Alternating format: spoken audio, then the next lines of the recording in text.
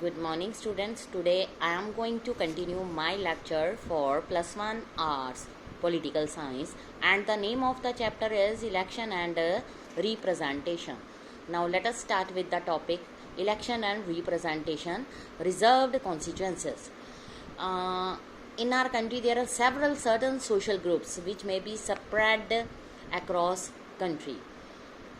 अगर हम बात करें in a particular constituencies, their number may not be sufficient to be able to be influence a victory of a candidate. However, taken across the country, तो यहाँ पर एक significantly सीजेबल groups होते हैं, एंश्योर देयर प्रॉपर रिप्रेजेंटेशन. तो इसके लिए एक सिस्टम ऑफ रिजर्वेशन जो है उसको बनाया गया है, और वो हमारे कॉन्स्टिट्यूशन में उसको नेसेसरी बनाया गया है. जो कॉन्स्टिट्यूशन है वो प्रोवाइड करता है reservation of seats in Lok Sabha, state legislative assembly for schedule cast and schedule tribes. Provision जो है made initially for a period of 10 year. उसका रिजल्ट क्या होता है?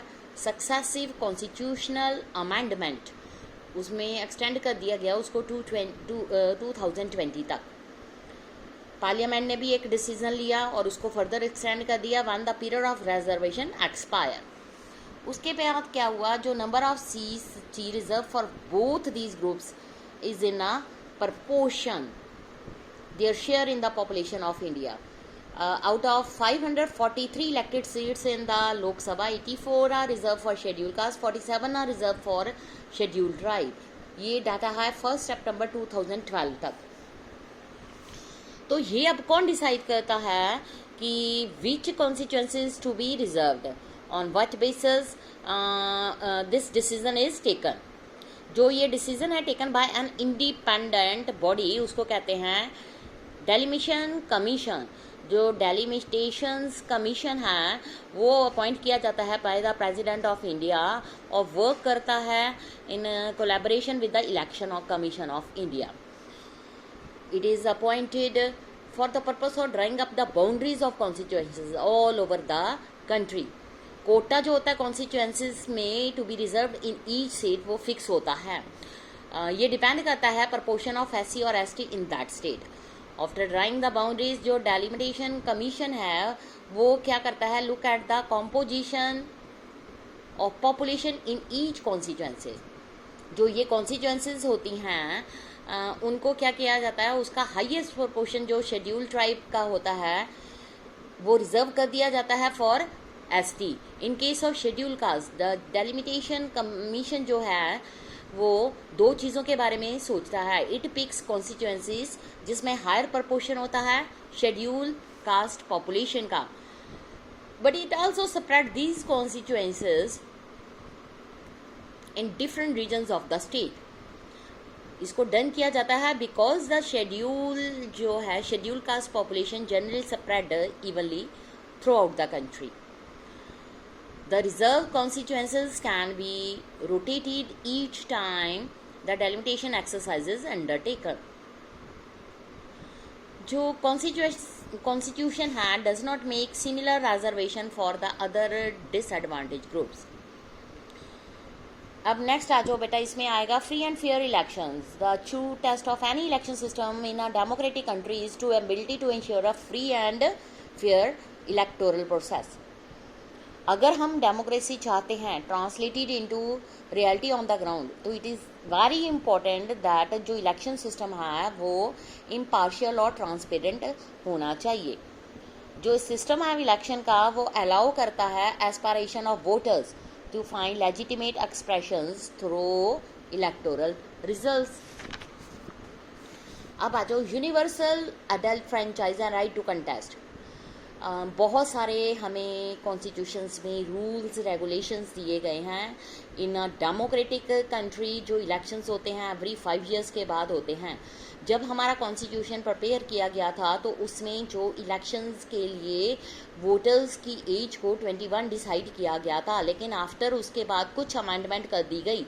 अब हमारे कॉन्स्टिट्यूशन में जो एलिजिबल कैंडिडेट हैं वोट अपनी कास्ट करते हैं इलेक्शंस के दौरान, उनकी एज 18 ईयर्स डिसाइड करी गई है।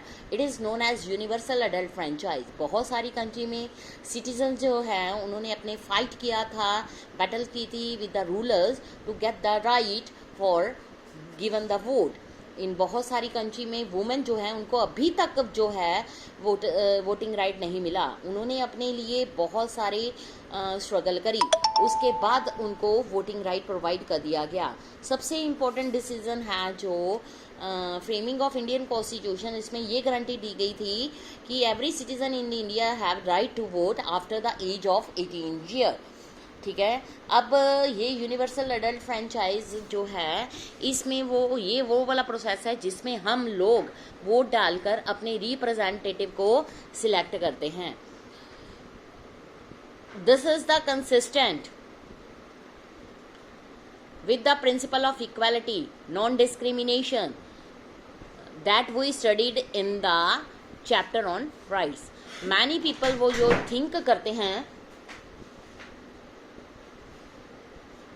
कि और उनका ये थॉट है कि बहुत सारी चीज़ें ऐसी होती हैं, राइट टू वोट जो है everyone irrespective of educational qualification was not right. But जो हमारा कॉन्स्टिट्यूशन मेकर्स हैं firm belief in the ability or worth of all the adult citizens as equal in the matter of deciding what is good for the society, country and for their own consequences. Up next है what is true of the right to vote. It also true of right to contest the election. जो all citizens हैं उनके पास right है to stand for election, become the representative of the country. लेकिन अब उनके लिए different age requirement चाहिए। For example, in order to stand for Lok Sabha assembly election, जो कैंडिडेट है he must be at least age और 25 ईयर्स। लेकिन उसके बाद उसके ऊपर कुछ और भी रिस्ट्रिक्शन लगाई जाती हैं। There is a legal provision that a person who have undergone imprisonment for 2 years or more for some offense is disqualified from the contesting elections. But there are no restriction of income, education, class, gender on the right to contest the election. In this sense, हमारा जो system है elections का वो open है to for all the citizen. Next है independent election commission. In democratic country जो free and fair elections conduct करने की रिस्पॉन्सिबिलिटी है वो है इलेक्शन कमीशन पर। जो इलेक्शन कमीशन है इसमें ये सुपरवाइज करता है कि जो इलेक्शंस होते हैं उनको स्मूथली कंडक्ट किया जाए। आर्टिकल 324 ऑफ जो इंडियन कॉन्स्टिट्यूशन है उसने हमारे इंडिपेंडेंट इलेक्शन कमीशन जो है उसको बनाया superintendent direction end of the electoral roll, और जो इलेक्शंस हैं कंडक्ट होते हैं इन इंडिया में उसको स्मूथली रन किया जाए। तो दैट्स वाई जो हमारा सुप्रीम कोर्ट है वो एग्री हो गया। इलेक्शन कमीशन ऑफ इंडिया का एक चीफ इलेक्शन कमिश्नर होता है जिसको प्रेसिडेंट अपॉइंट करता है, जो लोकल बॉडीज़ की इलेक्शन में ध्यान देता है। उसके बाद जो स्टेट इलेक्शन कमीशन होता है वो independently election commission of India के साथ मिलकर काम करता है।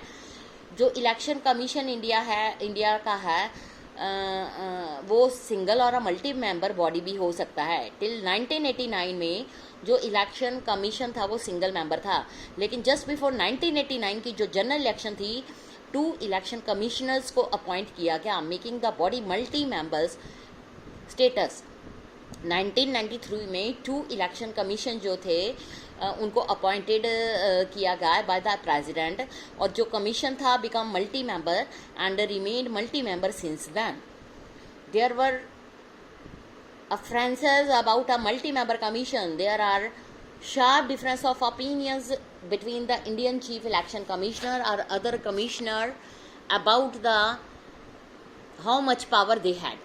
Matter जो है settled by the Supreme Court. Now there is a general consensus that जो multi-member election commission है more appropriate as power is shared and there is a greater accountability.